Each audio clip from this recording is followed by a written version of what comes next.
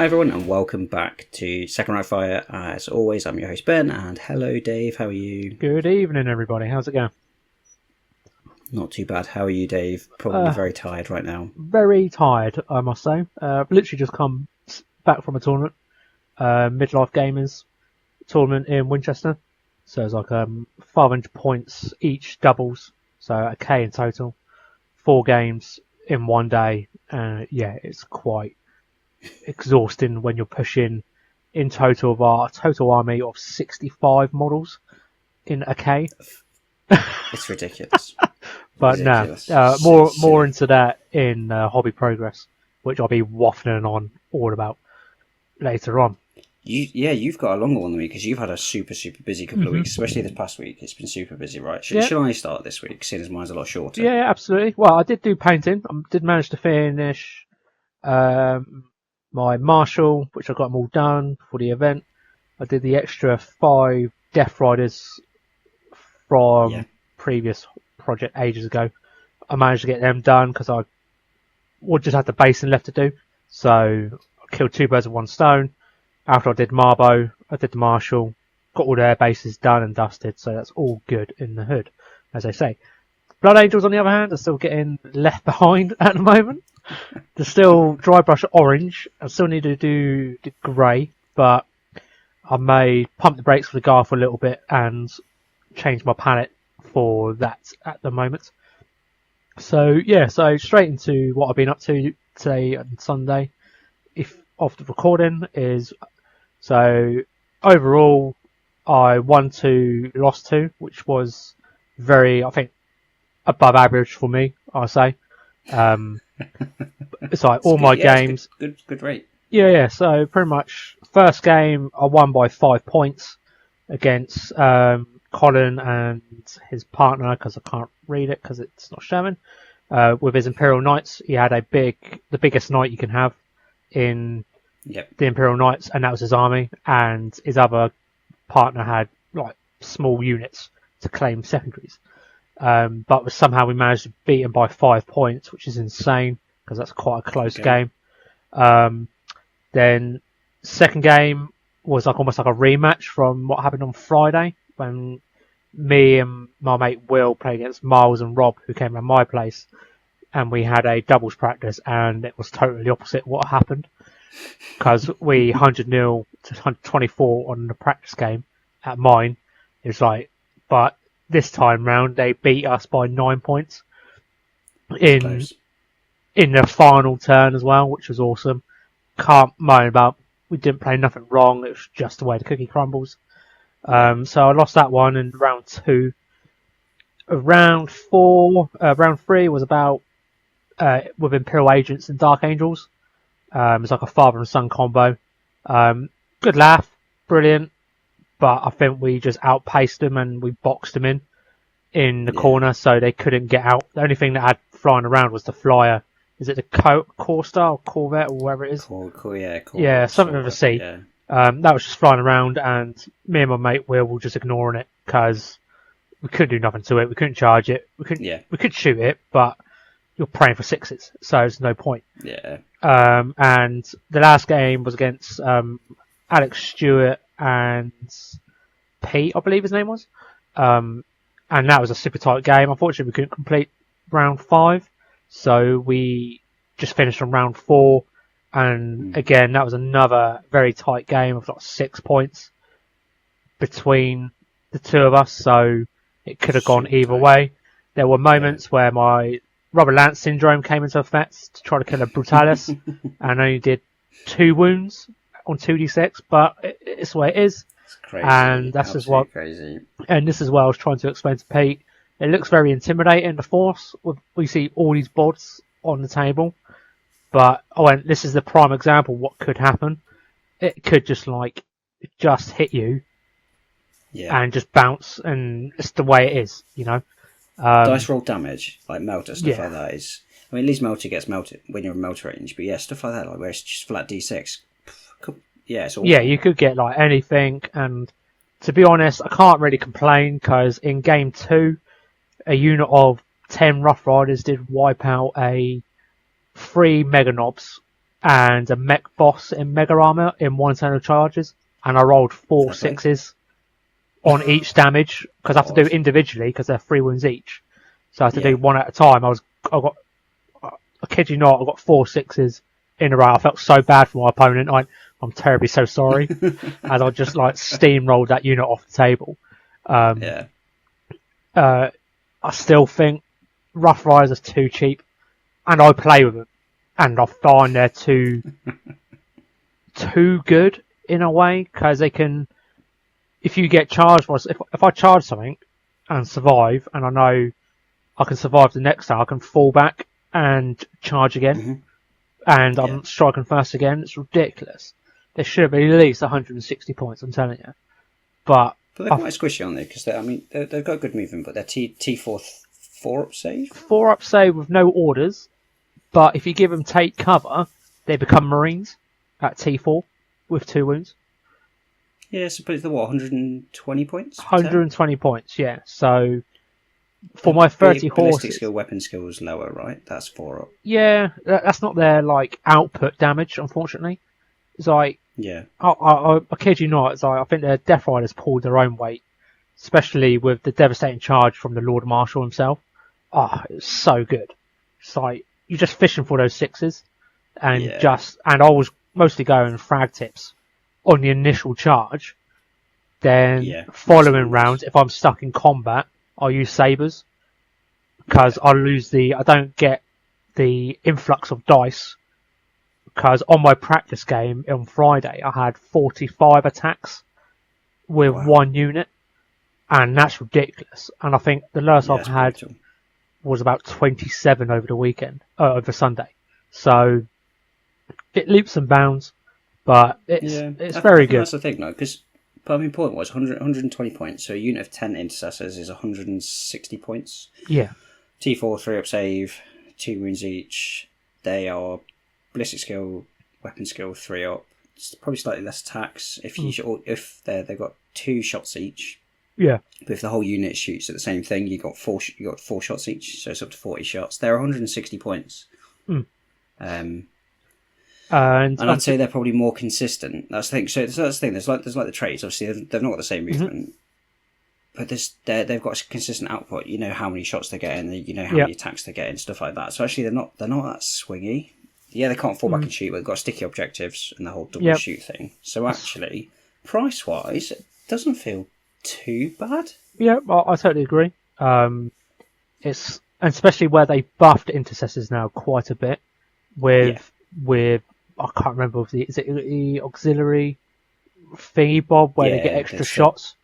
The double shots, yeah. So if they all shoot at the same target, they double their shots. So a unit of 10 puts out 40 shots. 40 shots output damage with heavy. Ridiculous.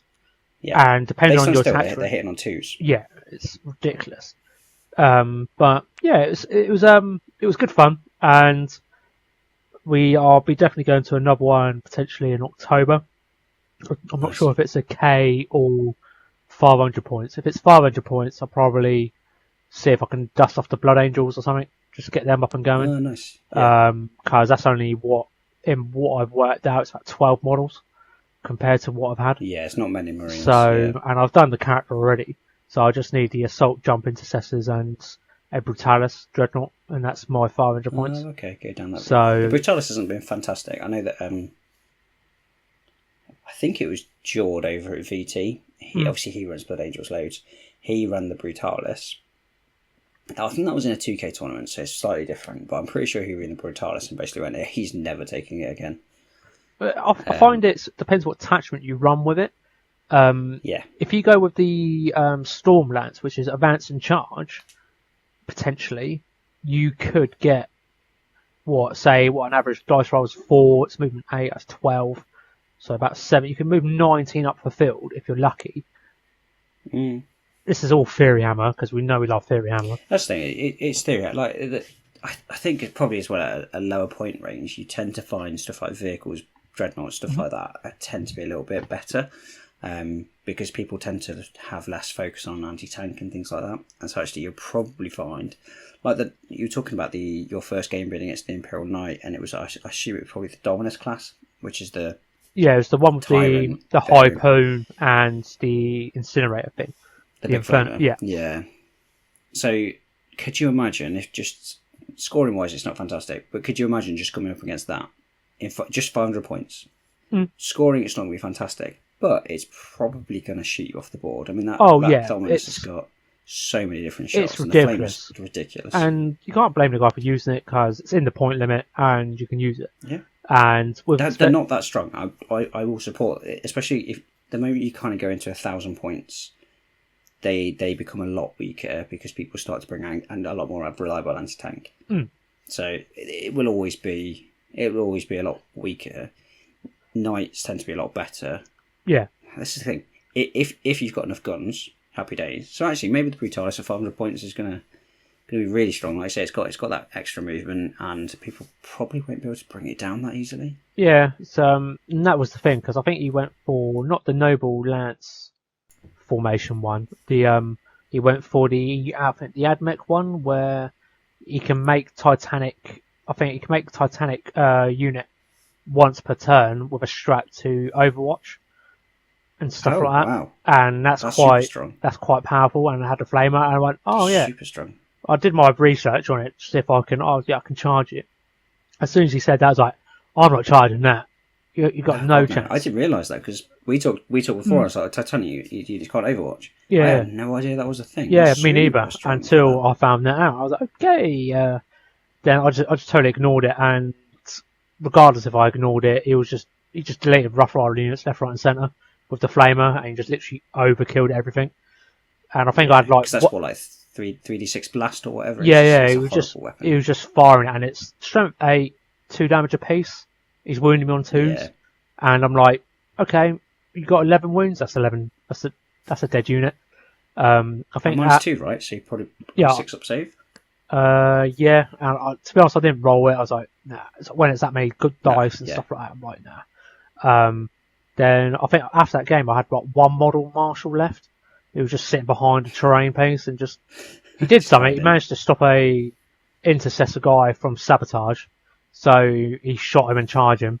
So he stopped him and we stopped VPs and that was it. He just didn't do much. That was the first game I actually forgot my react move as well, which I was kicking myself. I was like, oh, I could have done this, but it's the way it is. You get caught in the moment, and I'm not the only person in this hobby that just forgets something and you start kicking yourself. Mate, you'll see on Thursday when we finally play a game, I forget half of my rules all the time. I just get really into the game. I'm just like, oh, I should have done that, and just forget it. It's so hard. I'll be in the exact same position because because I've got a game Tuesday next week against some guy at the club. So that'd be my first ever 2K game with my guard that I've practiced with. I've never played 2K at all with my guard. Never. Wow. So the only thing that's going to hold me back on that first game will be the Limerus variations because they all got different abilities ranging from, apart from the Rogal Dawn because I've used it a few times. I know it's got cool shot and stuff like that. But it's like the Exterminator where if another friendly unit shoots the same target, it increases the AP by 1. So that works in well with the Punisher, for example. So you're getting 20 shots at strength 5 at -1. Doesn't sound great, but it works. It adds up pretty quickly. It adds up. And I've got the Executioner and stuff like that. And my favourite tank's the Limerus Demolisher Battle Tank, which I probably will outflank every time with Lord Solar's ability, So it'll be interesting, but where I've got my first 1K down to a T, I know off by heart, that won't slow me down as much as the tanks will. But after a few turns, you sort of pick up the pace and you sort of know what you're doing. You've got less units as well because they've been shot off the board at that point, right? But that's apart from me. That's me in a nutshell. So a manic week. It's probably about 7 games in 1 week I had. So the hottest week in the UK this year as well. Yeah, I know, right? And I had fans left, right, and centre just to call me down. What a time to be in some of the sweatiest rooms in the UK. What time to be alive? Yeah, tell me about it. Oh man, but that's me. A lot of those rooms don't smell the best at the best times either, right? And I literally I took a spare T-shirt as well, and that still went. Wow. And I swapped halfway through and refreshed myself. that didn't last until end of the day. I was drenched. Yeah. Yeah, sounds about right. But no, that's about me. Probably for next hobby, I don't know really. I may see what takes my fancy. I may start building my spearhead for my daughter because I've ordered her the Realm Lords stuff as well. So if I can get all my spearhead stuff done, then I could help her build hers over the Saturday. And if we get enough time in the evening, there'll be no mission, nothing. We're just going to slug it out. And so she gets used to move, roll dice, look at the cards and stuff to know those characteristics. Yeah. And we'll slowly evolve from there. Because I'll show her the slap chop method, which I'll probably learn the new way. I'm not too keen on it, but like where the Dan from Heresy's My Therapy with the cans. But I may do it on I may do it on my daughter's one to speed up the process. Because I know it probably comes as really harsh, but it's not my models. Because I'll still do the dry brush way, but I want to make it as quickly as possible for her, so she can get paint on the model, if that makes sense. Yeah. And just do it like that, you know.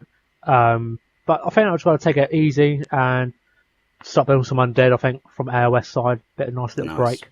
And yeah, because I really haven't got much guard to build. I've just got a lot of guard to paint. Got 3 tanks left and 10 Death Riders to paint fully now. That's not too bad, to be fair. No, that's really not too bad. I'm quite pleased. So yeah, so I'm not going to burn myself too much. I'm going to pump that break and just see what catches my fancy. You know. You've had a busy few weeks. Oh yeah. The first week, next week, it's going to be quite busy. Where I've got the game, I've got our game Thursday, then I've got my daughter next weekend. So it's going to be a busy week next week. I'm probably say it now. I'll probably won't get no hobby done. I'll probably. Well, you're playing games. You get 2 games in. That's quite. And if I can get my building done, that'd be great. Because it's not many models. Because what's only like 20 skeletons, 5 blood knights. I've got a vampire model already, which I'm going to use the Warhammer Plus model, which I've already painted. Yeah. So I'm going to use him instead, and I may put the other one on eBay. And makes sense. And is it the Vargeist, the vampire bat things? I can't remember what they're called. Yeah. And yeah, so I'll probably get them all built, not primes, but if I can get them all built, that's a big achievement. But yeah, it'll be good going. Yeah, we shall see. How about you? So in terms of stuff that I got finished, obviously I put quite a lot of it on Instagram actually, to be fair. Got the heavy intercessors all finished. They're all based and all done now. I think last time we spoke, they were ready to get the streak and grime on. Yeah. So yeah, I was waiting for my stripper. So that came. So yeah, I got those done. The tech, I put Calgar down. We talked about me doing Calgar in the last one. There was, in the data slate change, there was quite a lot of changes. One of the key one was Calgar's CP ability. He now has to be Warlord for. Yep. You can't have the 2 down, can you? Gilliman and... See, yeah, if you can have Gilliman and Calgar, but Calgar, basically you just turn off Calgar's CP ability. So yeah, they nerfed Gilliman in the fact that you can't use his reduction in this CP reduction thing. That was every turn. Now it's every round. So they've halved the number of that get. And yeah, everyone's just taking Gilliman and Calgar. Mm-hmm. So you were taking away a CP literally every turn. So whatever it's for, Overwatch, whatever. Plus then you were getting a CP. It was basically you were just farming 3 CP every turn. Yeah, absolutely. Plus your standard one. So you were almost getting every battle round. You were basically getting the equivalent of 4 CP. Mm-hmm. So they shut that down as quite rightly they probably should, because it was quite strong. So yeah, now if Calgar's not your warlord, he doesn't get the CP. And I was looking at him anyway. He's about 200 points, something like that for Calgar. Mm-hmm. The list that I'm building is quite a static list. It relies quite heavily on heavy and things like that. Mm-hmm. Calgar, it gives you advance and fallback, shoot and charge. So it's a very movement-based character. Yeah. So I've actually dropped him from my 2K list. So I've still got him and I'm still painting him stuff like that. He's half done, so I will get him done as a bit of a centerpiece if I decide to run different attachments and things like that. But I've taken him out of my current 2K list. So I put him to the side. I picked up my Tech Marine instead. With the heat that's been in the past, well, the humidity more than the heat over the past week, I've barely touched any models. Yeah, that's understandable.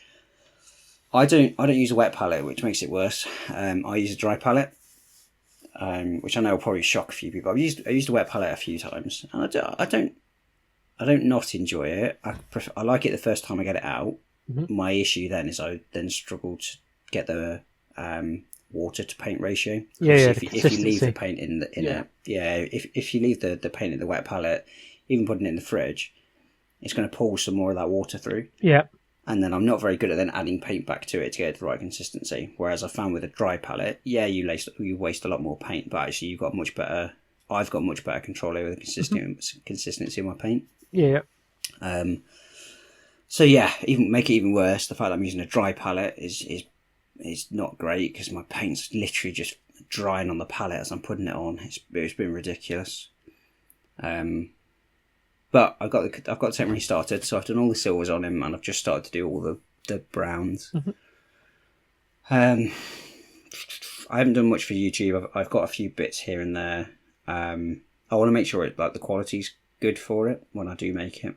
So I've been playing around with a few different techniques and things like that. So it's a good quality. And then while it's been hot, I've just been messing about. So I've been watching a lot of streaming and sort of got bitten by the bug to do streaming again. So I did a few streams on YouTube and Twitch and stuff like that, and my setup just wasn't working. So I've had a bit of a mess around with some different cameras and some different setups and things like that. Mm-hmm. So I've hopefully got a setup that kind of works. I've not tested it yet to see whether or not I'm still getting I was getting a lot of dropped frames and stuff like that. I was struggling with latency.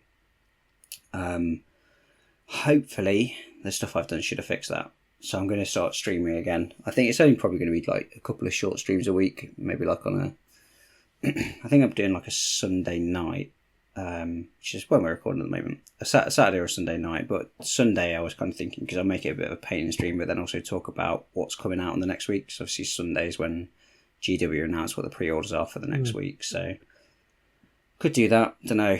I'll see if the setup works, and then I'll try and work out what sort of schedule can work. So yeah. That's what I've done these past 2 weeks. It's not actually been a huge amount. It's mainly just messing about on my computer and making sure that the setup's right and stuff like that. But it's still progress. That's the main thing at the end of the day. Yeah. It's been on hold for months. Yes. Because you haven't had the love for it, because you had your hobby mojo for that's been overflowing. And I'm sure every hobbyist can agree with us that when summer comes, I can't be asked to sit behind a desk.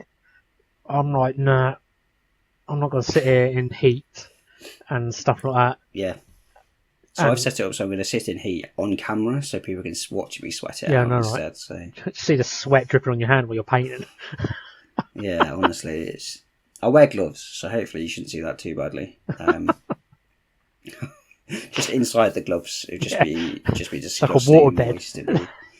Yeah, that's what it'd be like. It'd be so warm. Yeah. So yeah, that's what I've got done over the past 2 weeks. 2 weeks coming.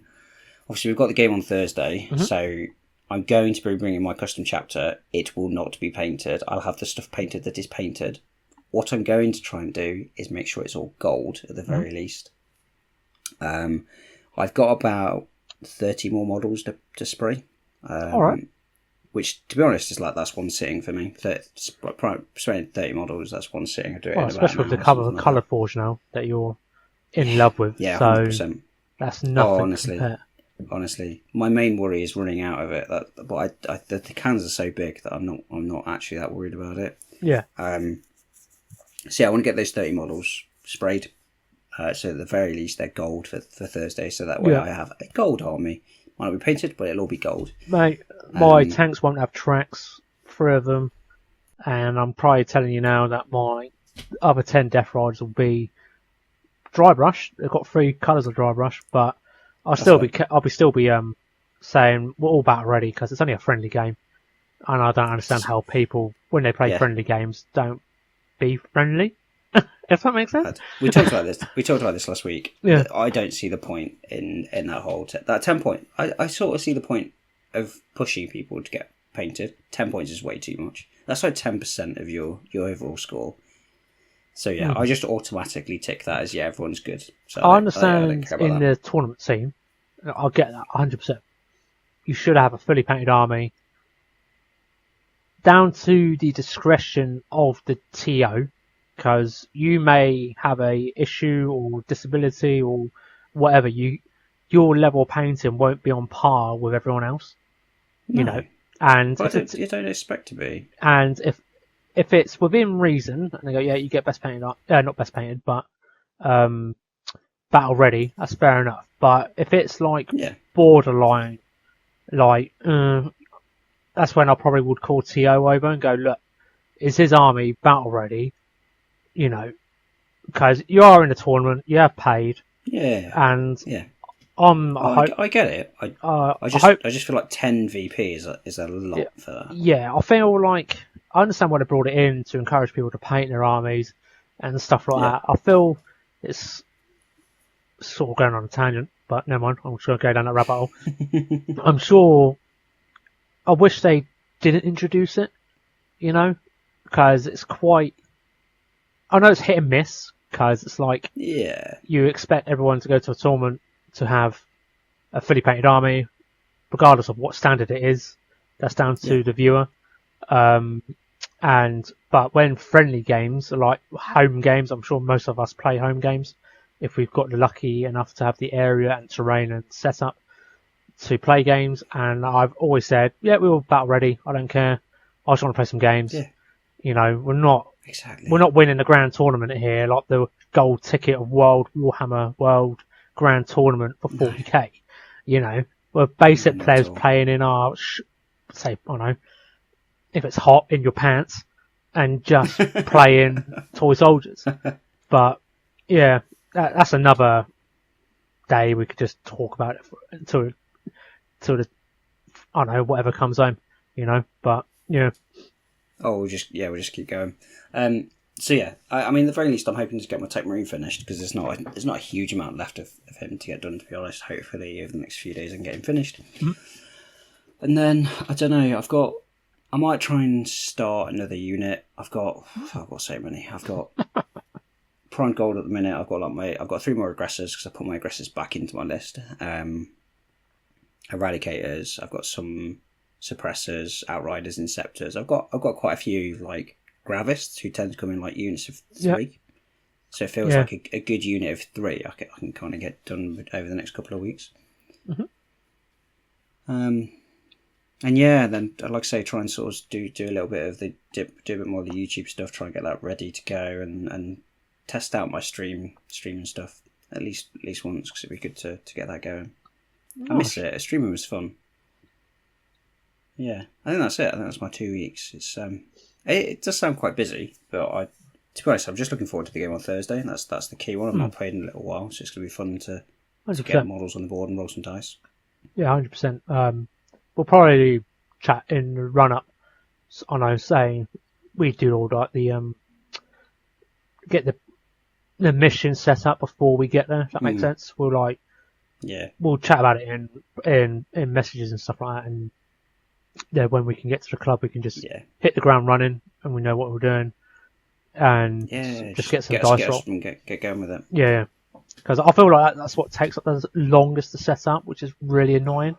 Is I totally understand why they do it, but I feel like they should just bring back, rather than set up to a layout on a map of terrain, why can't you be 2 mutual adults and don't be dicks about it and just set up the terrain yourselves?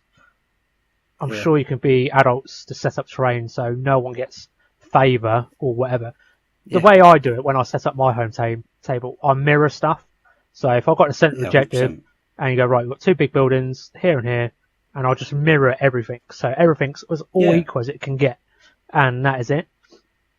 Yeah. But it's like when we was at the tournament, it was quite heavily dense on terrain, which from a guard's perspective, when I play 2K eventually, that could be really a hindrance because I'm quite a bit of a shooty army, and trying to find fields of angle, if you're not indirect, you're quite hindered.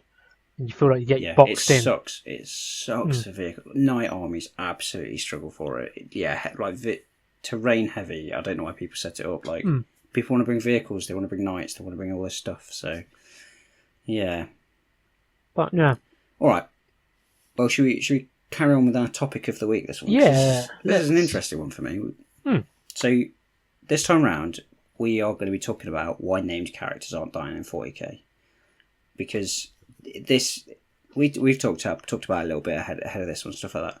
With the exception of Yarrick, who actually I don't think technically has ever been confirmed dead, who's died in the 40k universe since 8th basically. So I started in 8th. I just feel like nobody's died. Like, what's going on in this grimdark universe that nobody wants to die? Yeah, I can totally 100% agree with that. But I'll say if there's no body, they ain't dead. So you can't take a manuscript unless they have evidence. I think Yarrick's still about. He's probably on Armageddon, getting ready for the Orcs again. Probably that'd be quite a cool return. But we don't know. The only glimpse of Yarrick's quotes for people listening on Spotify is like a little manuscript in the guard book, and that is it. And all it shows is a human skull with the iconic red eye and the commissar hat of Yarrick, and that is it. That's all it shows. And yeah, so Yarrick's the only person that's got that. Yeah.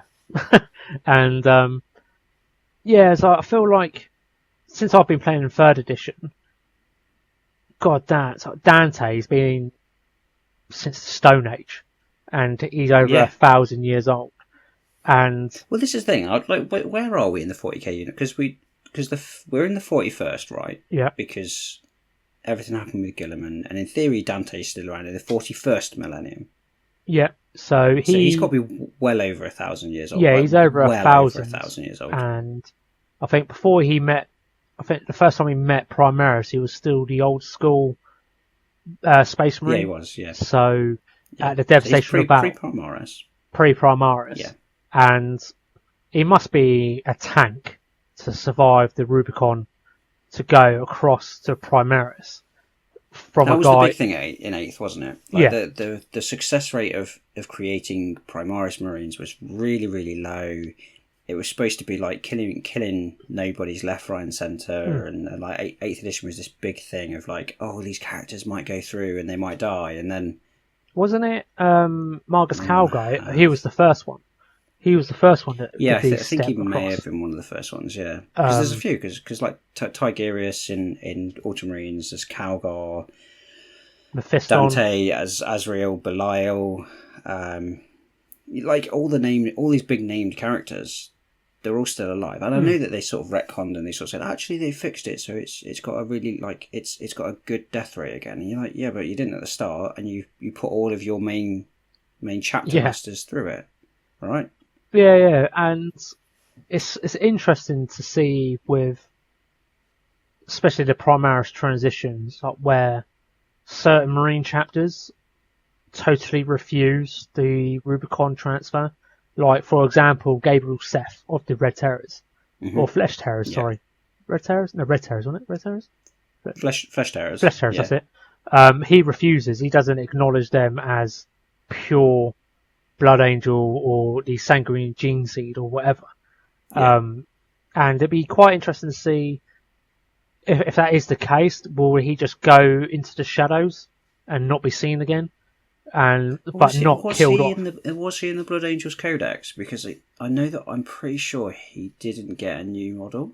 No, I can't recall because I haven't got the Blood Angels Codex. I don't think he got a new model because there's this whole thing. But then in the I'll say this now. I should have said this earlier. There'll probably be quite a lot of spoilers in this as we talk through different books, and we can't really avoid talking through the books, so there will be spoilers.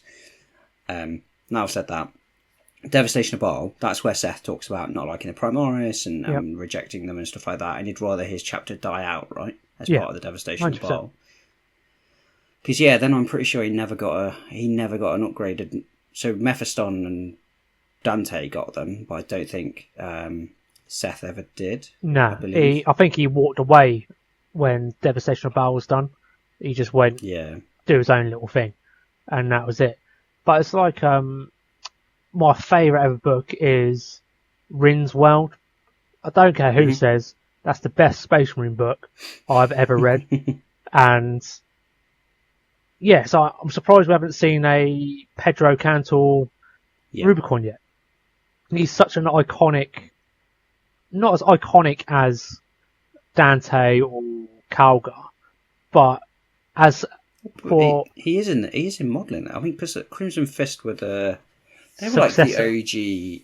The first they were like the OG poster boys, weren't they? Yeah. It's like when Fest. I've literally, I'll shit you not, I've got a photo years ago when I was about 10. This is showing my age now. Of the 3rd edition Space Marine Codex cover, where it's like the last stand, where they've got the fist up, like the Imperial Fist, and orcs are laying around. There's like a mound of them, like doing like a last stand thing, which is what Rin's World was. Whoever who hasn't read it, you must be living in a cave. I'll say you must read that book because you won't be disappointed. I haven't. I haven't read or listened to the book specifically, but I know a lot about it just because it's one of those ones that when you start to hear about it, you hear more and more and you wiki it. So I've basically read it through Wikipedia. So. Oh, don't trust Wikipedia. You know how that gets altered. But yeah, it's like you could have like I think it's probably the most well-known successor chapters from the Imperial Fists, apart from the Templars. Crimson Fist is so well-known, yeah. So I'd like to know how they pick and choose who goes over to the Rubicon and stuff like that, because you would have thought the iconic characters like Pedro and look at Lysander, for example. He's such an old-school model now, and he's like the captain of the First Legion. He thought he'll get like a juicy upgrade, if that makes sense. I think he will. So obviously, as we're recording this, they just talked through the Black Templars Codex, or the Codex. Oh, that model looks gorgeous. That banner. Yeah, I love that model. That's a whole different thing. But I think what you'll start to see is similar to how they did it back in 8th, where they had a lot of different Codex supplements for the different chapters. Imperial Fists were one of them at the time. But so were Crimson Fists. Would you think Crimson Fist would get tied into Imperial Fists? Because they've still got the same battle tactic traits they have from the Founding chapter. They're quite a defensive force, if that makes sense. They're all quite Imperial. That's the thing. You look at Templars. Obviously, they're a successor of Imperial Fists as well, where they're so different in their tactics and their mindsets and stuff like that. Whereas Crimson Fists are still near enough Imperial Fists. People are going to hate me for saying that. I love Crimson Fists. I mean, I love their scheme, and I love a lot of their lore. Tactically, they are still quite up there with the Imperial Fists. So it wouldn't surprise me, but I wouldn't be surprised if we saw a Pedro Cantor model. People love it. People would buy it. Everyone would buy it. It'd be a great model. And especially if they did like I think it's Katos or something. It's one of the name characters in the Rin's World book, who's like the second command after Cantor is like one of the captains, and he's hilarious because he gets his arm ripped off by an orc war boss, and Cantor. It's like if you haven't read the Rin's World, Crimson Fists are quite. I believe they'll be sort of like almost similar to salamanders. They're quite humane. They look to humanity and protect it at all cost. Because there was a scene in the book where the chapter master tells his space marines to carry these civilians, and the marines are like, "What?" It's like, no, carry these civilians. We're their guardians of this planet. This is our homeworld. It's like we're not above them, you know. Yeah. You know, and they're barely keeping up with these marines. There's like a wife, a woman, and like 3 kids barely keeping up with these marines. And you see these big giants like cradling kids while going full pelt. And it's sort of like they're like a cross between the salamanders and the Imperial Fist, where they've got the humane attachment still with the. They don't see humanity as a burden as most chapters do. Yeah, they're there to protect them. Yeah. But I feel like that'd be quite a cool concept, especially with like what they've done with these new models, like Calgar, or like the Grey Knight one with the glowing sword, the possessed sword they first did for Grey Knights. Yes. Was he I can't remember his Primaris? name, exactly. I don't think he was. No, Grey Knights don't have Primaris, No. but this is the weird spot that we're in now. So obviously we just talked about Pedro Cantor, we just talked about Lysander, stuff like that.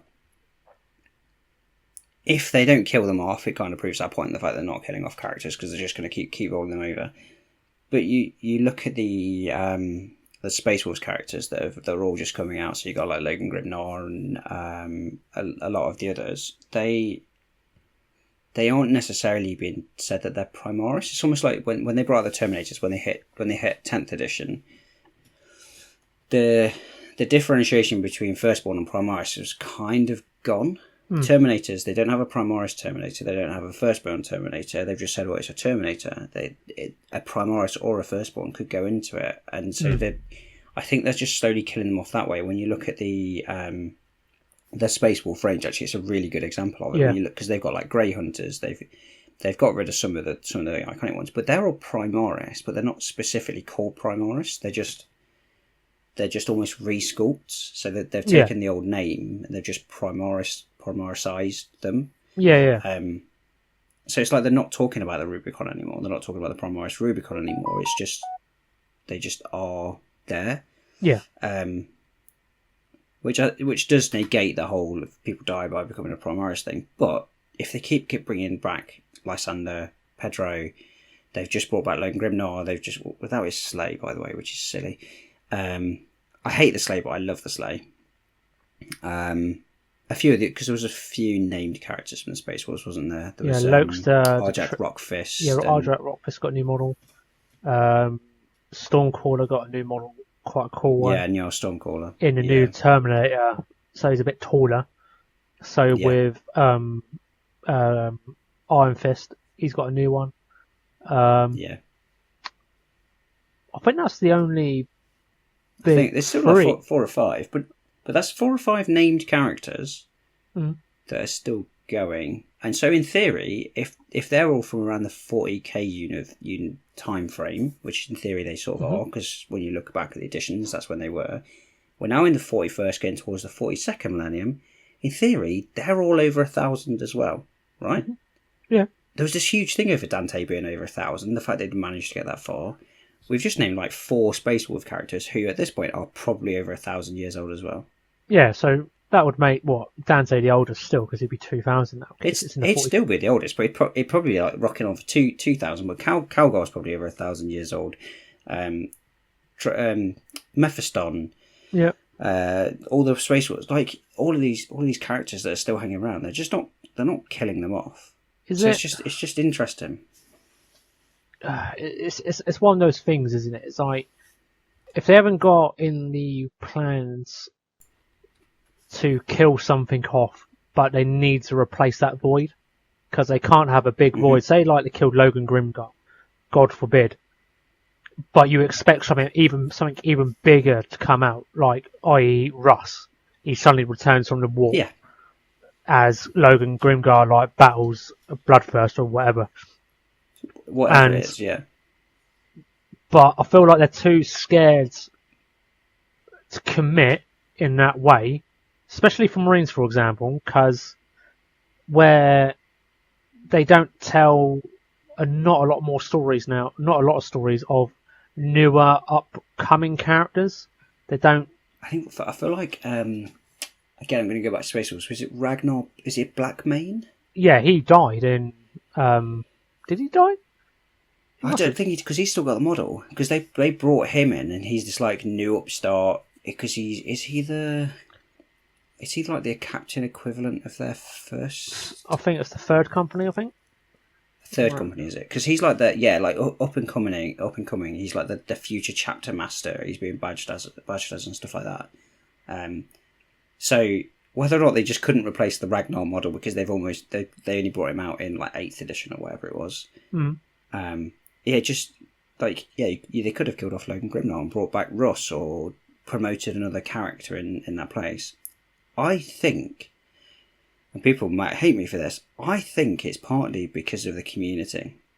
Oh yeah. People latch onto characters. Can you imagine if Dante got killed off? The uproar that there would have been if Dante was killed off But and they put somebody else in. I feel like that's one character people understand if they did kill him off, because possibly. But even like, well, yeah, Dante wants to die. Yeah, actively wants to die. It's like, spoiler again.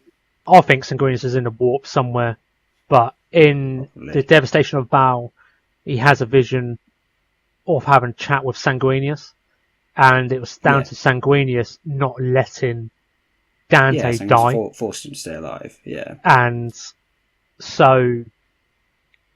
Is there some greater plan that we don't know that potentially 11 will reveal? There's the theories, isn't there, that there's at some point Dante or like Mephistos, so there'll be like a combination of the Blood Angels characters will sort of get pulled into the warp and they'll form, because obviously they've got the Sanguinor who's like the soul of the Sanguinius, and I think there's loads of theories around that and about how they bring him back. But I've got a theory that later on down the line, once we wrap this up, I've got like a theory that what I'd like to happen. I think you'd be quite shocked, but we'll come to that bit in a minute. But yeah, so I think Ragnar Blackmane he ascended Primaris. I thought he died, but apparently he didn't. I thought he was still alive, because I'm pretty sure he's still as part of the range, if I remember rightly. He was the first Space Wolf to go Primaris, wasn't he? Yes. Yeah, Space Wolves are massively against it, if I remember rightly. They actively fought against Primaris. I think he embraced it. Yeah. But like that's fine, because that's like a new character coming in and stuff like that. But yeah, they're not killing them off, and I do primarily think it's because obviously we've all got bonds, like Asriel for me, and even like Belial and things like that. They're such key characters in those chapters, but at the same time, they've been replaced over time. Like, if they were to replace them with another character, I'm like, don't get me wrong, if they did now, I've obviously got my Azra and stuff like that, I'd be like, oh, that model's not really useful anymore. But is that... Yeah, I don't know. I think that's it. They don't want to upset the apple cart, mainly GW, because the community... Just look for another thing, for example, when they killed Old World. Oh my god. Everyone set their shit on fire, literally. And I kid you not, I think GW didn't expect that backlash, and I think they've learnt from that to not go down that avenue, which I feel like it'll go against my theory at the end, because they're too scared of the outcome of what happened to Old World. You can't move the story on. If that's the case in 40k, you just can't move the story on, because it starts to get ridiculous. Like, you start getting to 43rd millennium, and all of a sudden you still got all these chapter masters hanging around, and you just like you'll end up reading a story. Like, imagine reading the Devastation of Baal, but going, you know what, Dante survives because I know that he's going to, because they're not going to kill him off. So if another one came out now, and when that came out, Dante was kind of almost like, there was Calgar, but it was like Dante and Calgar were kind of the first and stuff like that. And it felt like Dante was going to die. But now they've brought out Logan Grimnar and all these other characters, and now you kind of get into it. You're like, well, I'm almost losing traction with some of the books, because I'm like, I know that they're not going to die. I know they're going to survive. Who cares if they lose half of their chapter? They're not named. They'll just rebuild. For me, they're risking losing suspense in their books and losing some of that aspect of it, because they just can't kill them off. Because from a game point of view, they don't want to, and so you kind of like, well, don't bother writing books about them then.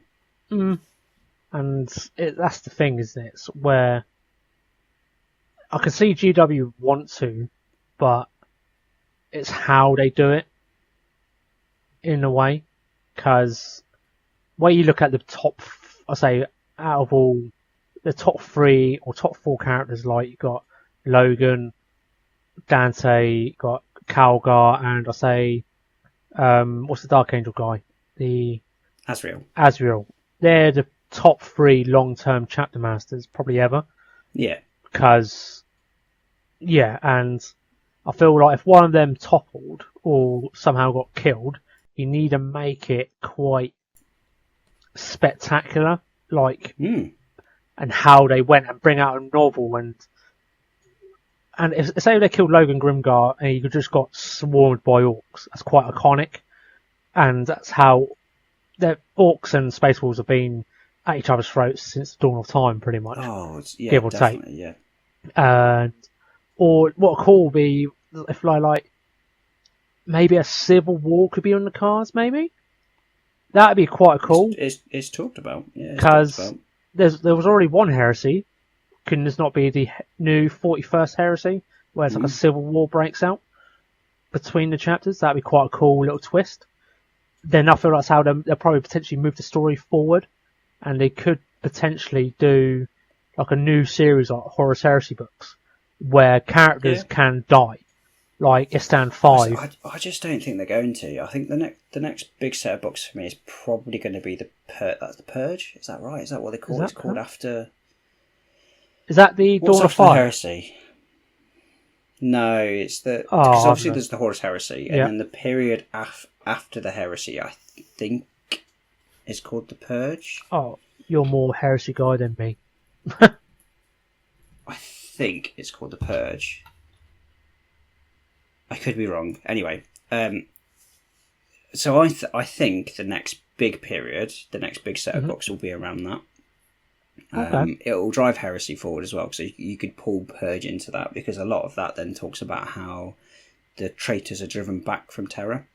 So again, this is going to be quite a big spoiler. Obviously, at the end, the traitors are like literally tearing themselves away from Terra to get away. So after Horus gets killed, the warp's basically torn away from Terra. So all the demons get killed off and everything, or dissipate and things like that. And the traitor legions are just like wholesale getting out of Dodge as quickly as possible. That's kind of where it cuts off. So that's kind of the end of it. Is basically it's Abaddon and how he's escaped. He's got onto the Vengeful Spirit, and he's escaping on the Vengeful Spirit. So the next big period is then how those traitor legions go from being absolutely routed and not being wiped out, because they very nearly get wiped out at the end of it, through to escaping into the warp. Yep. And even that Abaddon's got an incredible backstory about how he gets to where he is as the Warmaster. He's the only one that kept his sanity, didn't he? Because since they once they lost on Terra, all the Chaos Gods abandoned everyone, didn't they?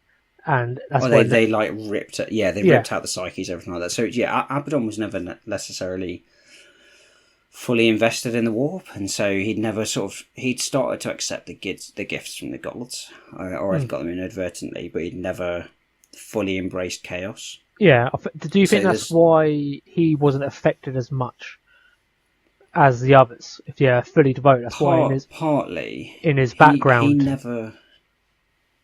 he doesn't fully commit. He never wanted the war on Terra to be like a warp-based thing. He thought it was always a soldier's fight, and it should have been the legions versus the legions, and they should never have got demons involved and stuff like that. Mm-hmm. So he always actively spurned the warp. So I think that's possibly what did it a little bit more. So because like you say, because he didn't have that connection. So I think the next set of books will be that. I'm sure it's called the Purging or something like that. But basically, it's where the loyalist legions come in. So at the end of it, you just get Guilliman coming in. Like, we've never seen the fall of Caliban. That's never been. That happens just after the heresy. Not that long after the heresy. So yeah, we've actually never had the details on how Caliban got broken. We know it got broken. Does that not go into when the Luther novel book came out? No. There are parts of it in that, but only very specific ones. You don't actually know how that fight happened. You don't know how the lion got taken or anything like that. Even with the Lion book coming out, he just appears back by this river in this faux Caliban, which is probably the Wormwood or whatever we ended up calling it. But yeah, there's very little on how Caliban got broken. And it's the same across the board. There's obviously the whole piece on the Imperial Fists attacking the Iron Warriors Citadel. I can't remember what it's called, but basically, like, Rhaegal Dawn just threw his Imperial Fists into this, knowing that he's going to kill off a massive amount of his chapter, or his legion, because so Dawn was originally quite against the Codex. Yeah. This is a massive tangent, Dawn was quite against the Codex, and he knew that his Legion was always going to be against the Codex, and so this is one of the theories. One of them was that Dawn was just actually going insane as well because he's just watched his father be killed, basically. He threw his Legion into this, knowing they were going to get massacred, in the fact that it would break them, so he could then fix them back into a Codex-compliant system of chapters. None of that's ever really been detailed properly in books. So I think that's the next set of books. Okay. I think that'll be the next big thing. I think as part of that, you'll see a lot of cool characters come through, and a lot of cool characters die from a heresy point of view. I think they're much more likely to kill characters in heresy. I don't see where they're going with 40k to kill off characters because they're so afraid of killing them off. I just don't. Just because the back. I mean, Yarrick did well though. But you don't. It's been time since I've read the Yarrick one. It doesn't. I think in short term he died on his retirement estate, and that's all you get. You don't get no further detail, and I feel like the Imperial Guard lot are not believing it. I don't think it's like he's such an iconic model since Dawn of Armageddon, the first Armageddon stuff. He was the first named character there, and if you haven't known the background of Yarrick, he's always had that grudge against Ghazghkull. He's the only one that escaped from Ghazghkull, or people say he got let go by Ghazghkull because he puts up a good fight, as he says. Yeah, Ghazghkull's got a lot of respect for Yarrick. But that spawned a whole thing, right, in the community, this whole Ghazghkull versus Angron thing, if Angron ended up killing Yarrick. Yeah, because apparently it was some rumours were that there was a skull on Angron's model or artwork, I think. I can't remember. It's on his model, of like a sort of something similar to what could be Yarrick's head with the bionic eye, but that could be anybody. It's a skull with a bionic eye. It's literally a skull with a bionic eye. It's not that. But that spawned the whole thing, and so I wonder if like GW should look at that and go, actually, we can be using characters' deaths to spawn like really big things in the lore, like Angron and Ghazghkull having this massive thing against Angron. Yeah. And so you start to go away from like Marine boxes and go, 11th edition, we're going to do World Eaters versus Orcs because they want to sort that shit out. I think that would be an awesome move, or any other force apart from Marines. So I know Marines are post boys. Who doesn't love a Marine? Because I'm looking at the Space Wolf bits at the moment, and they're very cool. I really like the look of them. But it's been pretty much every edition has had a Marine army in it. I guarantee it has had a Marine army in it, but a different force. From when I started, it was Dark Elder back in the day, and stuff like that, and Orcs and Goblins, where they had like the Nazi helmet with the spike and stuff like that, with the auto guns. It would be a nice refreshing to have two different armies. It's like a Xenos army. Not Eldar or whatever, but have like, or Tyranids, because they've already been in one recently. Or have like Votan. Next big range, Votan. Yeah, like that. And so Votan are like fighting for the good guys, or you think they're the good guys, but we all know Votan just does it for money. Or if there's minerals, it's for them. You know, they're like almost like bounty hunters. Not bounty hunters, but like mercenaries in a way. Yeah. But I feel like that'd be quite a cool, like, Orcs versus World Eaters. That'd be quite cool. You know, two combat armies, quite heavy, scrapping it out. You know, and you could sort of escalate the story quite nicely and project it into something else. Because I feel like where we've had the Nids were the major threat in 10th edition, I hope potentially the new threat maybe Orcs, maybe. Where they're gathering. There's a lot of rumours that Armageddon's coming back. Yeah, and Ghazghkull's getting more powerful, almost potentially threatening demons and stuff like that, greater demons and stuff, and that could be a cool thing.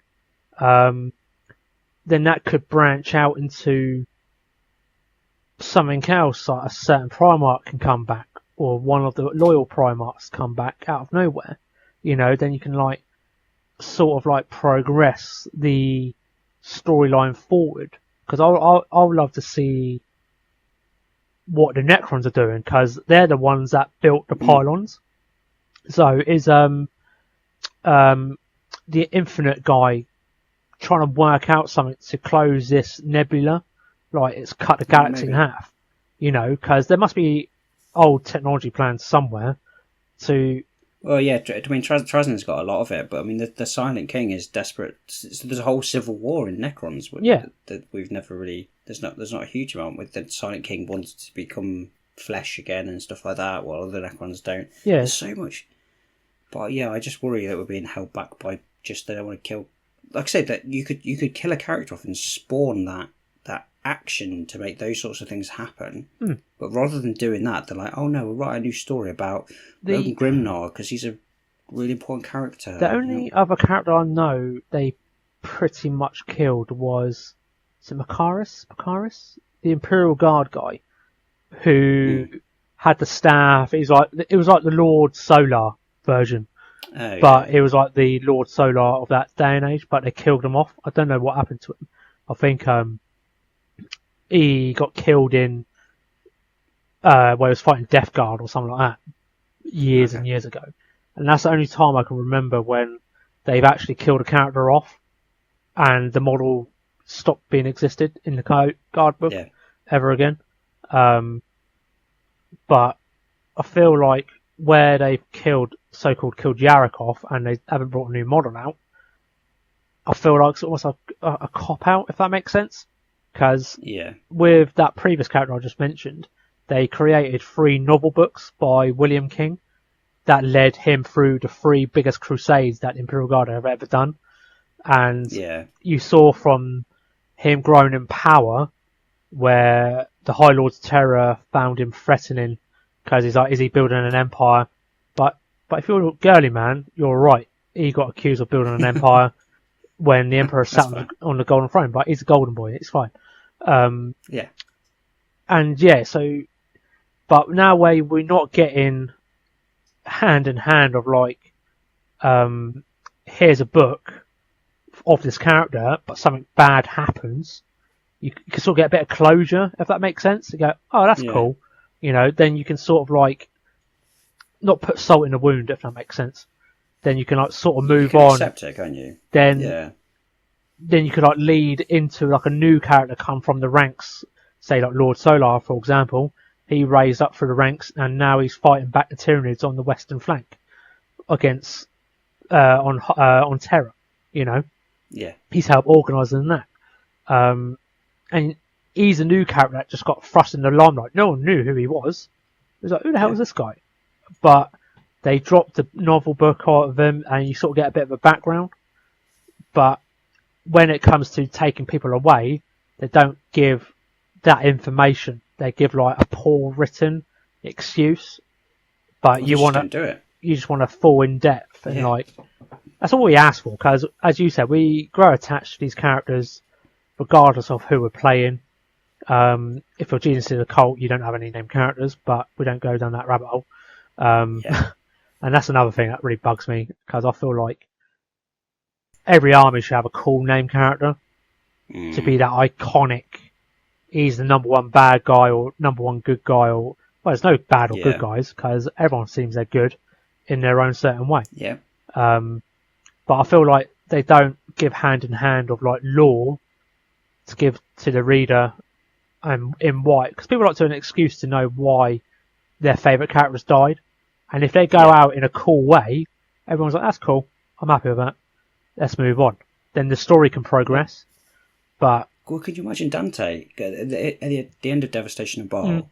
That felt like a really prime time 100%. To be able to kill Dante and bring through another character. There's so many cool characters that come through in that book. But I feel you could definitely pull them through, like the what's it called, the Council of Blood or whatever it is. Yeah.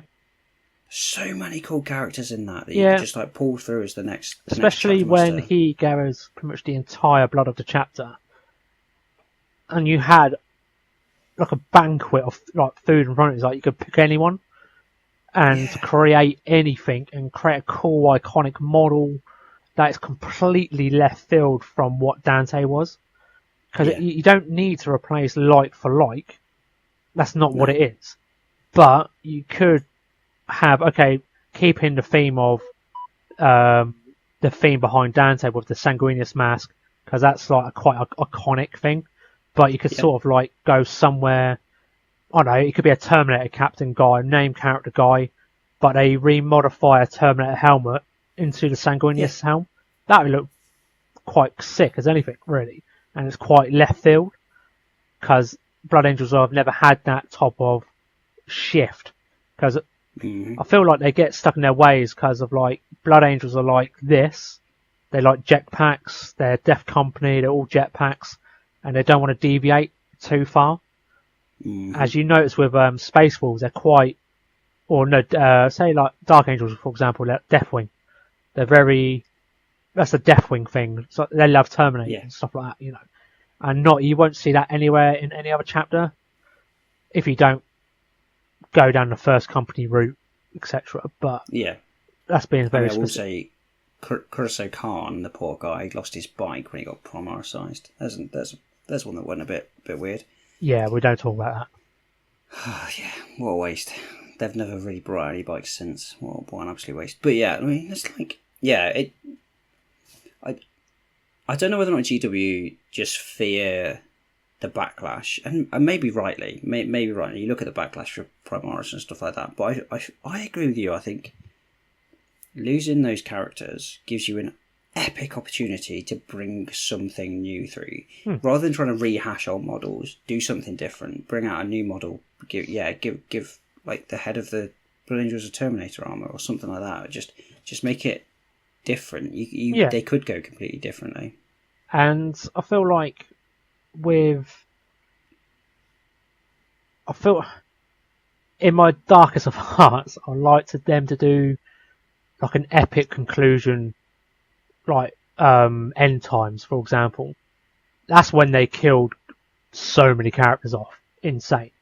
And I feel they should start doing that, in my honest opinion, because I feel like the scene is so flooded with everything and people can't keep up or whatever, or if you want to restart fresh, just do that. Then you can kill, like, say, all the 4 big chapter masters off in one go in a grand battle of, like, Battle of Fenris. Okay, Logan Grimoire's scrapping with the Thousand Suns, come back in a vengeance, and Magnus the Red is like souped up to the teeth now.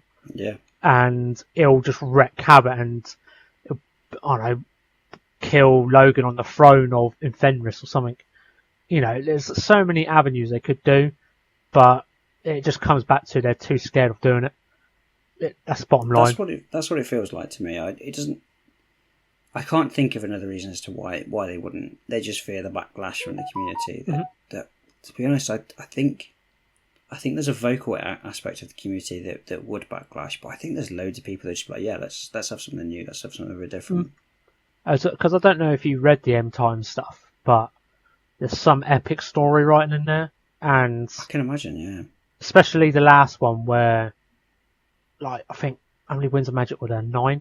So there was 9 heroes left, ranging from High Elves to Orcs to Dark Elves to Dwarfs. They got magic, like Law of Metal back in those times. Yeah. You know, I'm not saying give 40k guys Wind of Magic or whatever, but I'm sure they could do something cool fantasy, because I feel like sci-fi, you got more free reign in how people would go. Yeah, you know. I mean, look at Heresy. Like Heresy killed. Like when you start to read through the Heresy books, so many named characters in those books. Yeah, like, there is a whole book around a character that could just die in the next one. Like you've not read them, so but Tarek Torgadon. Tarek Torgadon is a proper name. He's a proper named character. He dies in the first few books. Like, he's a huge character, and he spawns the demon Torgadon. So the fact that he died became something else. Like that, they were in Heresy. They weren't afraid of killing off these characters. No. And there are so many that die off in that. You could do it, and that didn't kill off the universe. It's not like this is proper end times. You don't need to end for the 40k universe. There's plenty of things you could do. You could do like a multi-chapter attack on the Great Rift. They could want to try and go and close the Great Rift, and so they go towards it, wherever they go. Maybe they go back to the Source of Cadia and stuff like that. And you can use that as an opportunity where there's just a big fuck off battle. Loads and loads of them die. They don't all have to die, but people can die in that, and it just spawns the next series of stories. It's just, like I say, for me, it's just getting to the point where I'm kind of like, a book's coming out. They're not going to die, so I kind of know who wins already. That's the thing. Like even Devastation of Baal, because there was a Dante character and stuff like that, I always knew that they were going to survive. So there was never. It's like when you go into a film. I don't know what franchise I'm going to pick here. Pick the Fast and the Furious. You know that the Vin Diesel's character is never going to die. Yep. And so if you actually had a good, I'm not saying Fast and Furious aren't good films, if you had something with a good storyline, but it had a key character in it that's just like a staple in a series. Yep. You're kind of going into that film knowing that not going to die. So no matter how good the storytelling is, you kind of still know the end. And you can sort of predict quite easily what would happen. And I get told quite a bit when I predict a thing in a movie, and I get shouted at by the missus, and stop ruining it. But I can easily read it, and that's how it's just poor script writing, if that makes sense. Because you shouldn't be able to let your viewer or reader predict what's going to happen. Yeah. And if they can, then something's gone wrong in your writing stage, if that makes sense. Yeah. I mean, so at the minute, obviously, I'm listening to Gaunt's Ghosts. I know how many books there are. Yeah. But if I was reading them in real time, I would feel fairly comfortable that I'm not sure when Gaunt's going to die, because they aren't afraid of killing off characters in Gaunt's Ghosts. Oh no, I'm re-listening to it at the moment as it is. Yeah, there's quite a few that I mean, I'm not at the point far enough through where they've killed off major characters yet, but I know that at some point that comes, just because I know that the books are out, and I vaguely have heard of a lot of the stories as they go along, so I know that stuff happens. But yeah, I imagine if you were reading those at the time they were coming out, like they were well written. They weren't written to keep Gaunt alive. They were written. I mean, they were written to keep Gaunt alive, but you know what I mean. They didn't make it obvious that he was going to survive out at the end of it. Yeah, 100%. Whereas, a lot of them you kind of like. Well, I mean, like Gaunt's not necessarily a major. He's a named character, not necessarily a major character. If he died, then people are like, oh, okay, it's just another sort of character.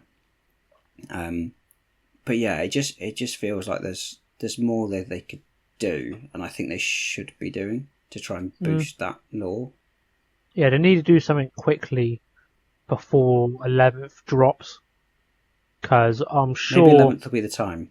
Maybe they'll listen to this, Dave, and maybe they'll be like, yeah, let's kill them all off. Yeah, give us an MDA, then I'll help you out. But I feel like they need to do something quickly.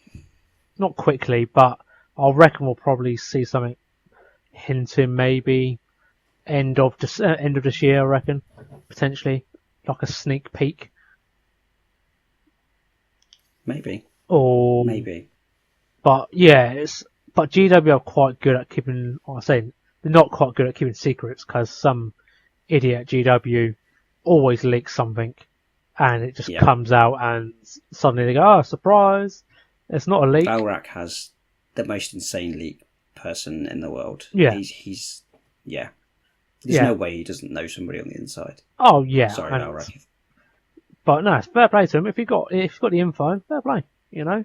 Yeah, I'll be excited. It's good for GW. It's really good for them. They get massive boosts from it. Oh yeah, it's like they love teasing people. Everyone loves an Easter egg. Yeah, and it'd be interesting to see when they do drop that Easter egg and stuff like that. But I feel like there's more stuff coming out with the leaks like the snippets of the photos they've done of what's coming up. So I think they've got bigger things set at the moment, which I feel like there'll be a lots of shocks and awes, I believe. Because now the Space Wolves are coming out next week on pre-order. So that'd be a lot of the named characters and the units are coming out. So is that a full release for Space Wolves? Or was that? Yes, yeah. Codex and everything comes out next week. So as we're recording, it will be literally like, as it releases, it'll be literally like the next day they'll come out. So tomorrow, the Space Wolves are coming out. But yeah, so it'd be interesting to see, because where they've so far advanced their sculpting skills now, which is ridiculous. Just looking at your Space Wolves now, and the fur pelts look insane. You know, not like the old shoddy days where you have to like stick like pelts on the belt or whatever. It just looked awful. Yeah. Especially the Wolf Guard. It's like when you think, what's it, the old old Wolf Guard models. When you look at the old Terminators, they weren't that bad. Okay, one had like the pimp coat of anything, of like the pelt coat, but I feel like they scale quite nicely with the new Terminators now. They're not overly iconic in their stuff on them. Okay, there's one still that's got like a bear fur on the shoulders, but it's not overpowering anymore, because I feel like they found a fine balance now on all armies now, where they've got just enough detail to distinguish themselves from each other, and they're all individuals. But I feel like they should throw the grenade in the room, copy end times, get people killed, and restart afresh, and start to basics. Quite bold. But I'll probably be completely wrong. But if it did happen, you heard it here first. Told you so. And all that jazz. But what about you? Where would you like it to go in a run up to 11th or whatever? Before we move on from the Space Wolves, I will just come back. The head takers, the wolf head takers, pissed me off royally. Why?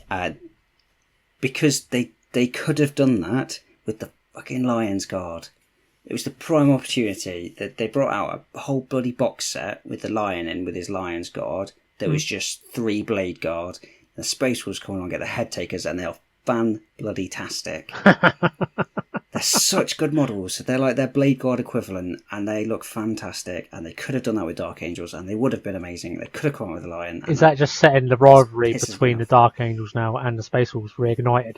Well, they do duel every time they come into contact with each other. It's a well-known thing.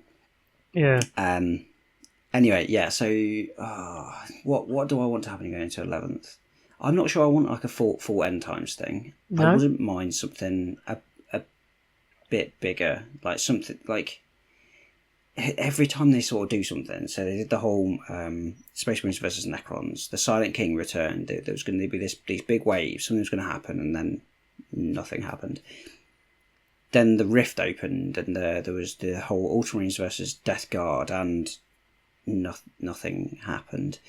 Now the Tyranids are coming through, so we've got this big box set with the Tyranids. Like it's going to completely change, and nothing's happened.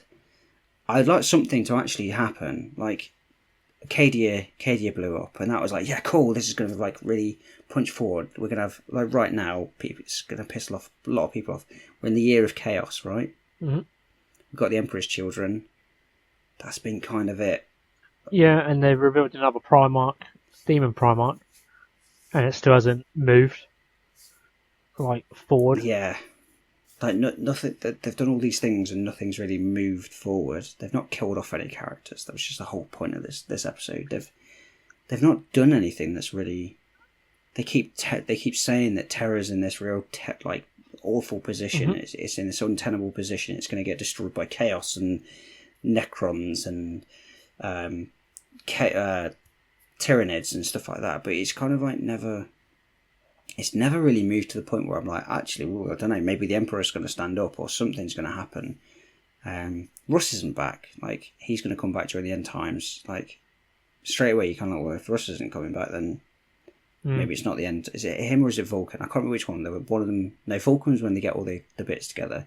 Russ said he was going to come back during the end times, but then hasn't. And so you kind of like, well, when are you going to move this story on? So I think that's what I'd really like to see. I'd like to see something happen, be it like the Great Rift gets closed, or like Terror, there's actually something going on. Like, it just feels like everything's in a bit of a status quo at the minute. Every time there's this big threat revealed, it doesn't carry on. It doesn't become the next phase of something. Like, there's a story about the Silent Kings doing. Like I said, in theory there's a civil war going on, but there's been like nothing about it. The Lion's come back. How long ago did the Lion come back? And we still don't know if he's even met Gulliman. Yeah, it's sort of left on the cliffhanger, didn't it? With at the end of the Lion book where the Blood Angels picked them up. Well, there was a bit in the Prior Nexus or whatever the books, the Crusade books that came out, where he met up with the Dark Angels. So we do know the Lions with the Dark Angels. He shield bashes Angron back into the war. So it moved on a little bit there, but it's like they keep doing these stories, but they're not picking them up. They want to like spread really, really wide and pick up as many different armies as possible and stuff like that, but they never drive a story home. Yeah. And like, at least when you look at like Horus Heresy and stuff like that, it's all driving to a point. Right now, I'm struggling to see where the story's going, like, because they keep doing these different things. And you're like, well, you're not even doing them in the same time frame. They're not even the same millennium. So, like, where are you going with this? Yeah. So yeah, I think that's what I'd like to see. I'd like to see an edition where like they actually drive forward and go, here's the next step of the story. Like, this has actually happened. And just pick a line and stick with it. Pick a threat. Like the Horus Heresy, we know what the threat was there. It could have been a million other things. They could have thrown orcs in there. They could have done whatever, but they let chaos be the defining factor in there. There are orcs in Heresy. They're talked about quite a lot in various different books. Yeah, plus Eldar. But they're not that threat. And stuff like that. Yeah. Yeah, they all exist in that scenario. They're just not necessarily a driving factor for that particular story. It would be good to get something similar, and they can bring the other things into it. They could almost do a Sigmar type thing where they go order, destruction, death, chaos. Yeah, those are the four, aren't they? Yeah. Because at some point, one of these things has got to start overpowering, like it did in Old World. So you start to get that chaos overpowering and driving people to make alliances. Surely, at some point, humans make alliances with Tau, Votan, Eldar, even. But there's not this big enough threat for me that's driving them to create that alliance currently. Yeah. It's no common foe. They're all like bickering together, and they're trying to get the bigger piece of the pie. If that makes sense. There's not a big singular threat that's really driving a story, because Abaddon keeps disappearing again and stuff like that. Do you feel like the chaos is always their go-to thing for a big baddie? It's never been one of like the other Xenos races, like Tyranids, for example, because who knows, they're infinite if they travel across the void or space from another galaxy. So, because there was a hint in I can't remember, years ago in lore, people assume they're running from something. So what are Tyranids running from? If Tyranids are scared of what's chasing them, and they're the big scary bugs, then... And that hasn't been mentioned for years and years and years now. Yeah. You know? Or you had threats of like the Gazgol getting too powerful because he's gathering all the clans under his banner. Yep. And he's getting the biggest war going. So, you know, it's like...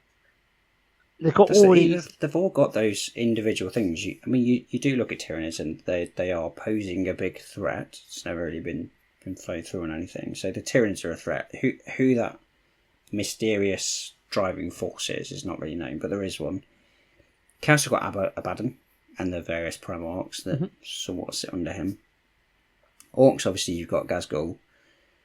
Votan, aren't really a part of that. Bless. Tau's an interesting, they aren't right now. They should be. Tau's an interesting one in the fact that you kind of got a civil war within the Tau between Farsight and Shadow Sun. Farsight, well, yeah, and they're sort of ethereals, because that's the thing, we never really know what the ethereals are doing, because they've got this greater good thing that we never really understand. But in theory, there's a driving force then for whatever the greater good should be. Necrons, you've got the Silent King or the Stormlord, because obviously they're fighting each other, aren't they? Stormlord is causing a civil war between the Silent King and... I believe it's the Stormlord. Yeah, if I remember rightly, it's basically the Silent King versus the Stormlord. The Stormlord likes to be a Necron rather than Necron tier. But I mean, I picked a few out of there. Dark Eldar have got them, Eldar have got them, and stuff like that. Probably a little. I mean, take Eldar for example. You could bring like Segarak through. I mean, like the Laughing God, or Inari, and bring whatever the God of Death's called. I can't remember what the name is. They've all got them. And the problem is they bring this big character through. They're going, oh, you've got this... Abaddon's going to come through and he's created the Great Rift. And then, like I say, nothing happens. There's no, There's almost too many big baddies against the Imperium that they never do anything with. And so it's struggled to invest in that story if they don't focus on something. Yeah, I get that. This is a complete tangent from dying characters. But yeah, it's stuff like that they... At the moment, everyone knows, basically, they write stories to sell models. It feels like they're getting to a point where they just need to write some books to progress the story, to create new models rather than churning out the same shit over and over again. Yeah. Because that's what it'll become pretty quickly. It'll just become the same stale shit, churned out over and over again as they run out of ideas. Yeah, I feel like we both said the same thing. It's... all in all, it's GW's mechanism will that, as I always say, it's points mean prizes. So if they produce the same thing, they know it will sell, and unfortunately they don't want to fret their margin levels. If something's if they kill like a big character off, say like Dante, and everyone would know a person that loves Blood Angels. And Blood Angels have got a big following, especially from the Horus Heresy era, have the foundation levels, and people knew how Sanguinius died, and everyone kicked up an uproar about it because he was the favoured one, unfortunately. Yeah. But it's like Game of Thrones, so don't attach yourself to favourites. That's what I've always said, because you've got to, from a story point of view. That it's good writing. You want your audience to connect with the thing that dies, because then you feel more emotionally driven by a story. That's good. That is good writing. That's what they need to do more of. I feel like they've got their baddies down to a T. Like Abaddon, he's a perfect villain. He's like Joffrey from Game of Thrones. Perfect actor. Yeah. Everyone hates him, but he doesn't give a shit, and he'll just keep going. Well, yeah.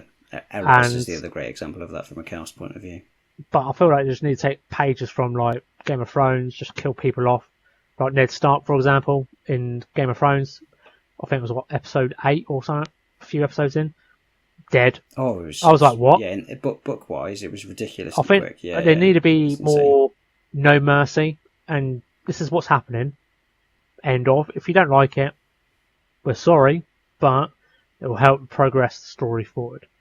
But like you say, from a money point of view, obviously it means that they can't sell a Dante model. So in theory, it could drive people away from playing Blood Angels. But if you use the Devastation of Baal, if you killed off Dante but brought another character in during that storyline and sort of pushed them, it almost makes it obvious in the story that they're going to be the foundations getting set for this next character to take the pedestal. You're starting to get that connection to that character, and so when they go, oh yeah, by the way, Dante's died, you kind of go, oh shit, that's really bad, and then they go, but we've ascended this person to the next chapter master, or let's take Space Wolves as the back to the example. We've killed off Grimgar, we've killed off Logan. But guess what? As part of that, Russ has come through. Like I said, Magnus has come and speared him to the throne. But Russ comes through just too late to save him. It's that sort of thing where you bring out other characters with that connection, or you create characters with that connection that it drives that story forward, but doesn't turn off the player base. It is doable. It's definitely doable. Just need someone to press that big red button and just get on with it, rather than tippy-toe around. We're all adults at the end of the day, and we like to see a game progressing, especially of how well fluffy 40k is now, more than AOS, for example, because AOS hasn't been out long enough than 40k has. The 40k's got the deep foundations, and they should not worry about rocking it too much, because they need to pull on it. And then they're not. In AOS, they can do whatever they want. They kill characters off. They can bring characters. They do it with like Stormcast all the time. They like retire characters. Skaven, they'll retire characters. They'll do it quite often because they don't have that. They don't have that connection. So they can kind of get away with it because it's so new. 40k, they can do the exact same thing, but because it runs so deep, because that lore runs so deep, that's what people are connected to. So GW bring out a lot of stories to go, or a lot of lore to go with the character or whatever they're doing at that one time. People love the lore just as much as the game. There's plenty of people who will probably just read the Black Library without ever touching the game. There's people that play the games without, like the video games, without ever touching the tabletop game. It's such a wide thing, such a deep lore, that you could get away with that sort of stuff because people would just kind of accept it as a progression of the lore. People die. Okay, cool, that's good lore, like good lore building. And so I think, Sigma can get away with it because it's so new. You don't have that connection, so you can just cycle through characters. 40k is so far the opposite because there is that deep lore. I think people should be fine. If you're not fine with it, you completely disagree with me, feel free to comment or message me or Dave and stuff like that. I'd love to hear it, because my opinion is, if they were to go and kill Azrael off, I wouldn't be that bothered as long as they were bringing somebody through and progressing that story. If they killed the Lion, I might be a little bit more annoyed. But as Azrael, you know what, actually, if it was going to progress that, I'd be fine with that. Yeah, I'm 100% with you.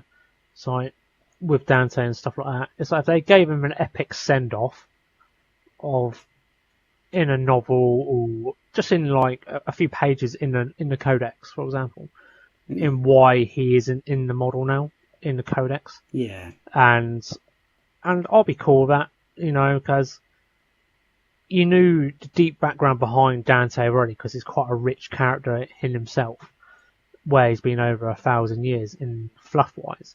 So you could sort of understand why he's gone, in a way. Yeah. But I'll be absolutely cool with it, because who doesn't like painting new miniatures of a new cool model and stuff like that? It gives it a nice palette cleanser, if that makes sense. Yeah. And you sort of feel like your army's making a progress towards something different, because that new character that comes in, for example, can sort of like branch off in a different timeline. Not timeline, I mean, as in the fluff wise, but take the chapter completely left field in a way that you didn't expect. Because as we all know, each Space Marine or each big character does their way of fighting, thinking their own way. Because certain Marines are more diplomatic than other Marines. Yep. And like the Ultramarines, for example, like they're probably more diplomatic than Space Wolves, because Space Wolves fight first, ask questions later, type thing. But they just need to grow a bit of pair of stones and just do it, and people will move on. People get over it. Yeah, it's that sudden shock and awe of like, oh my god, they did it. People will be like, it will hurt, but they probably should sort of understand that it needs to progress. You can't keep beating a dead horse to get the same outcome, because people just will stop taking an interest in the 40k, because they go, why should I continue reading stuff? It's just going to be copy and paste all the time. And I mean, maybe that's why we come to the same agreement, is the fact that we both quite enjoy the lore. Whereas Yeah, there will be people who just play the game and don't really care about the lore, and so it will make a difference to know, because it'll be like a key model that they've got, and they're expensive. Don't get me wrong, they are expensive models. Yeah, maybe that's why we come to the same conclusion, is because we both enjoy the lore and we're quite happy for it to move on, and we want new models to paint. Let's be honest. Yeah, who doesn't? I'd be more okay with it, but yeah.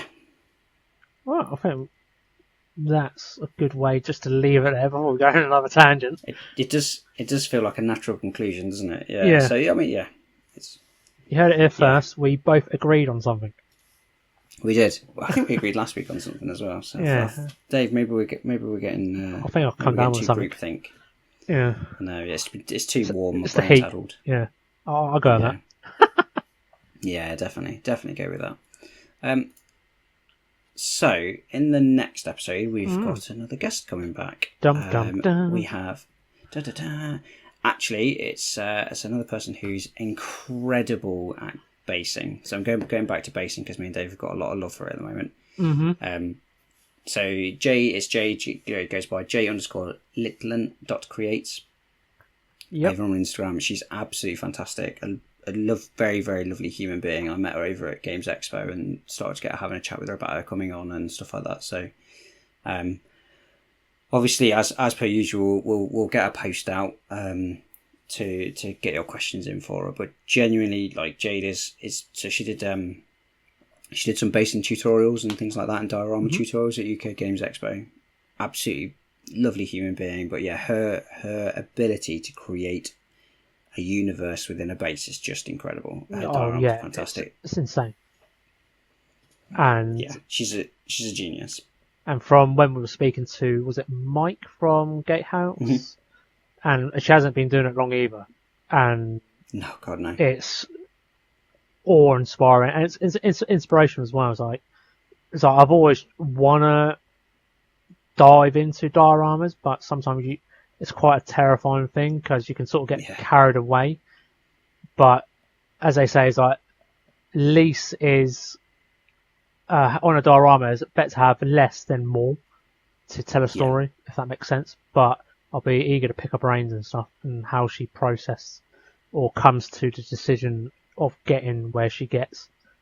Because she's incredibly talented. Yeah, it's going to be great to have her on. So, yeah, obviously, if you've got any questions or anything like that for Jade, ping them over to me and Dave. Obviously, go and check her out on Instagram. But yeah, so she'll be joining us in the next recording session. So yeah, we'll drop a post on Instagram like we normally do when we get guests in. But don't have to wait for that. If you want to come and message us. Yeah, it's going to be a fun one. Yeah, I'm looking forward to it. It'll be interesting as always. Yeah, for sure. Right. Obviously, yeah, hope you've all enjoyed the show as per usual. If you did, please do all the other things, like, subscribe, leave comment, review, criticism, and all that lot. Yeah, all those buzzwords that we need to say towards the back end of these.